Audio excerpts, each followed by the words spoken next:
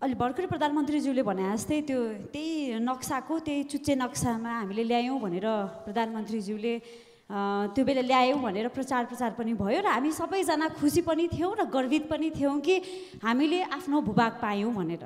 तर अहिले आएर त्यहाँका नागरिकसँग भेट्दा र त्यहाँका नागरिकका डकुमेन्ट्रिजहरू सुन्दा हेर्दा र न्युजहरू हेर्दाखेरि चाहिँ त्यहाँका नागरिकलाई नेपाली हुनुमा कुनै पनि गर्वित फिल छैन।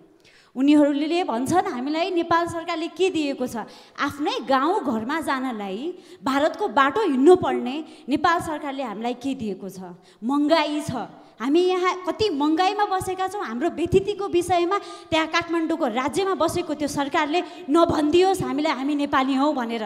हामीलाई बाटो छैन, हामी भारतको बाटो भएर आफ्नो गाउँ घरमा जाँदैछौँ। मान्य सदस्य, तपाईको व्याख्यामा जाने हो कि यो प्रश्न नै हो सभामुख महोदय? व्याख्यामा गर्ने भने तपाईले समय लिएर कति व्याख्या गर्ने त्यो गर्नु पर्यो। प्रश्न नै हो सभामुख महोदय। प्रश्नमा भने तपाई प्रश्न जे हो त्यो वाचनमा जानुस्। र त्यहाँका नागरिकले आफ्नो गाउँ घर जानलाई कहिले नेपालको बाटो प्रयोग गर्न पाउने हुन्। सँगै कर्णालीको राजमार्गको विषयमा कर्णालीको राजमार्ग नै छैन र त्यहाँको जुन बाटो छ त्यो पनि मापदण्डको विपरीतमा छ, जसलाई मृत्यु मार्गको नाममा भनिन्छ। र हामीले पनि कर्णालीवासी, मेरो कर्णालीका नागरिकले हामीले कहिले राम्रो बाटो प्रयोग गर्न पाउँछौँ? दोस्रो प्रश्न, प्रधानमन्त्रीज्यू हालचालै जुम्ला जानुभएको थियो कर्णाली प्रतिष्ठानको दीक्षान्तरणमा। त्यहाँ त्यही प्रतिष्ठानमा एउटा एमआरआई मेसिन पनि छैन प्रधानमन्त्रीज्यू, युएसजी मेसिन छैन। त्यही कर्णाली प्रतिष्ठान जसले नेपालको 13 जिल्लालाई सुविधा दिन्छ, त्यही प्रतिष्ठानमा चरम व्यथिति भएको छ। त्यो प्रतिष्ठानले कहिले न्याय पाउँछ र हामी कर्णाली बासिन्दाले कहिले सुलभ स्वास्थ्यको सुविधा पाउँछौँ? र यो त्यो कर्णाली प्रतिष्ठानले एमआरआई मेसिन जस्ता कुनै पनि सामग्रीहरू पाउँछ कि पाउँदैन त्यो पनि प्रश्न भनिदिनु होला। धन्यवाद। सम्माननीय प्रधानमन्त्री। सम्माननीय सभामुख महोदय, मान्यज्यूले उठाउनु भएको प्रश्न अलिकति त अघिल्लैमा गइसकेको छ, त्यसमा दोहोऱ्याइरहनु परेन। र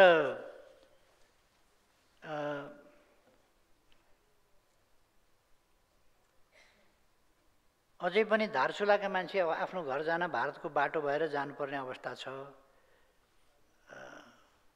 धारचुला भनेको दार्चुलाको पारिपट्टि भन्नुभएको हो। दार्चुलाको सदरमुकाम खलङ्गाबाट उत्तरपट्टि नेपालका छाङ्रु लगायतका गाउँहरू छन्। नेपाल सरकारलाई थाहा छ छाङ्रु जानका लागि बाटो रहेनछ। यो अहिले बाटो नभएको होइन, इतिहासदेखि नै थिएन। अहिले त्यस सम्बन्धमा तत्कालका लागि अर्को देशको बाटो भएर जान नपरोस्, आफ्नो देश आफ्नै बाटोबाट जान पाइयोस् भनेर त्यहाँका जनताहरूले माग राख्नु भएको बमोजिम।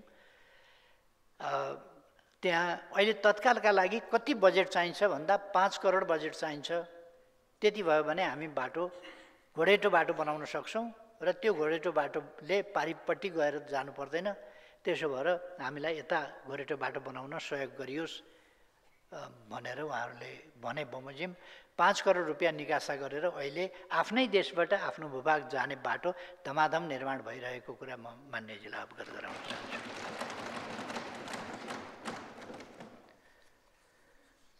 कर्णाली प्रदेश एउटा दुर्गम प्रदेश हो र त्यहाँ सेना मार्फत सबै सदरमुकामहरूमा बाटो पुर्याउने र पक्की बाटो पुर्याउने काम भइरहेको छ। पहाड फोर्ने, चट्टान फोर्ने कामहरू भइरहेका छ। नभएका ठाउँमा पुलहरू हाल्ने काम भइरहेका छ।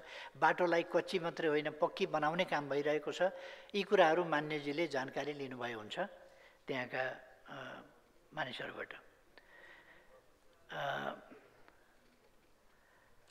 यो ब्रह्मदेवदेखि झुलागाड, दार्चुला, टिङ्कर सडक यसका लागि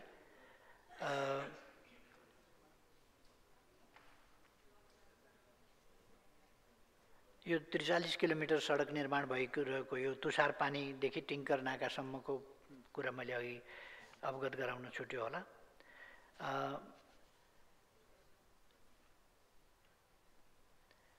जे होस् यो बाटो बन्दै गरेको कुरा नेपालै भएर हिँड्न पाउने सुविधा बनाउने प्रयासमा सरकार काम गरिरहेको कुरा मैले बताएँ। अरू बाटाहरूको सन्दर्भमा पनि दुर्गम जिल्ला हो, त्यसकारण पहिले ट्र्याक खोल्दैखेरि बाटो चाहिँ एकदम डबल ल्यानको राम्रो सुविधा सम्पन्न बाटो बनिसक्छ होइन। कहीँ भर्खर ट्र्याक खुल्दैछ, कहीँ भर्खर काम हुँदैछ। त्यसकारण जे होस् ट्र्याक खुलेर गाडी हरेक सदरमुकाम पुग्ने खालको प्रबन्ध अहिले मिलेको छ। अस्थायी पुलहरू निर्माण गर्ने कामहरू पनि भएका छन् र दुर्गम ठाउँहरू चाहे त्यो महाकालीका बजाङ होस् अथवा बाजुरा होस्, त्यस्ता दुर्गम ठाउँहरू अथवा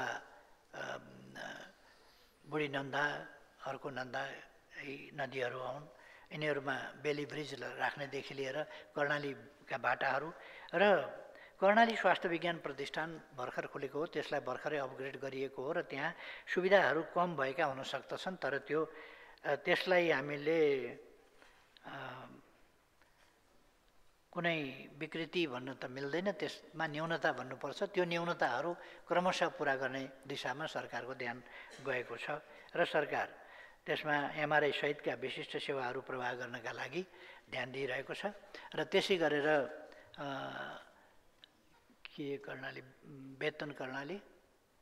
वेतन कर्णालीमा त्यसको शाखा विस्तार गर्नेदेखि लिएर अरू कामहरू त्यो दोलखा दैलेख जिल्लाको वेतन कर्णाली नदीको किनार त्यहाँ पनि हस्पिटल विस्तार गर्ने कामहरूमा सरकार योजनाबद्ध ढङ्गले लागिरहेको कुरा म यहाँहरूलाई मान्यजीलाई अवगत गराउन चाहन्छु। धन्यवाद।